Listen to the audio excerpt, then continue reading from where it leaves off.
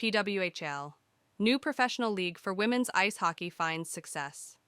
Although the Professional Women's Hockey League's first season was already a success, one team will take home the inaugural Walter Cup Championship trophy at the conclusion of the playoffs. At the Bell Centre in Montreal, 21,105 spectators had gathered for a professional women's ice hockey game by the time the final buzzer sounded, cementing a new record in sports.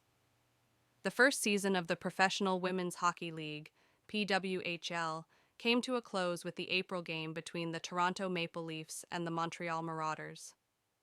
The league's early success in the United States and Canada coincides with a surge in interest in women's sports and follows the failure of earlier endeavors to launch a professional women's league owing to poor turnout and financial difficulties.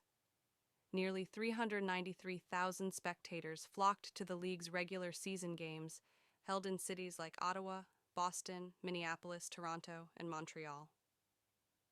This season has been a series of firsts, with a number of records broken, said Jana Hefford, the league's senior VP of hockey operations, in an interview with the BBC. We continue to be excited and surprised.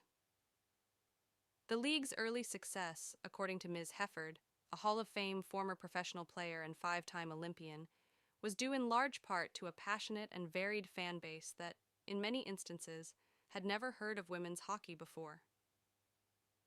It's a welcoming environment, she spoke. We're also finding an older generation of women that never had this opportunity to do something like this, and are now becoming big fans of the league. Treena Grevatt, an emigrant from Gloucestershire, England to Canada in the year 2000, is one of many who have expressed a newfound passion for hockey as a result of the PWHL. Ms. Grevatt told the BBC from her Ottawa home that she never really resonated with her when it came to hockey and the Men's National Hockey League. "I'd go to be social if I got a free ticket," said the woman. According to her, everything changed when she heard from a friend that a PWHL team was going to the nation's capital. "I want to support pro-women's sports. This is really the first opportunity I had to put my money where my mouth is," according to her. Ms. Grevatt, who was visibly upset, described her first game as ridiculously emotional and expressed her gratitude to the audience, which included both male and female former athletes, as well as young children. There were a lot of former women athletes who never had this chance, and there were little kids holding signs like, "Thank you for giving me something to dream for," according to her. The energy level was through the roof.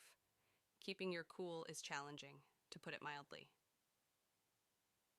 The Mark Walter Group, which includes the Los Angeles Dodgers and Chelsea Football Club, is headed by the billionaire Mark Walter and owns all 6 PWHL teams. This provides significant financial support, unlike prior efforts to establish a professional women's league. The most talked about sport in the country right now is women's basketball. Not only that, but the league has received statements of support from U.S. lawmakers and tennis legend and activist Billie Jean King. Players in the PWHL earn between $35,000, $28,000, and $80,000 per year, not including bonuses, in contrast to prior women's hockey leagues where players occasionally had to take second jobs to make ends meet. During the 8 years of the agreement, the amount will increase by 3% every year. Fans who care deeply about equality in the game have shown a strong affinity for the league, despite the low figures and the league's salary cap of $1.26 million, which are in comparison to the multi-million-dollar contracts common in the NHL. Season ticket holder Heidi Van Regen of the PWHL from Montreal said, "It sends a signal to the rest of the hockey community. Breaking the glass ceiling is what it is. Not only do women want to play hockey, but they also want to be broadcasters, bloggers, or podcasters." Adding, "Of course, we're not at equality yet," Ms. Van Regen continued. "There is a significant push to include women in a variety of positions, though, as anyone who has been to a game or watched the broadcast can attest. As a whole, the players are taking the lead, but there are obstacles in the league as well. Some markets, like Boston and New York in the U.S., have been less enthusiastic about the PWHL, and the league faces stiff competition from other professional leagues. It's going to grow or it's going to flop," said Jim DeLeese, a lifelong hockey fan from New York, The league has got to work a little bit more to pique interest in certain sports markets, according to Mr. DeLeese, who cited New York as an example. They, the PWHL, were initially not given the attention they required. It was so little known that the New York Mets even had a team. In his opinion, that was a missed opportunity.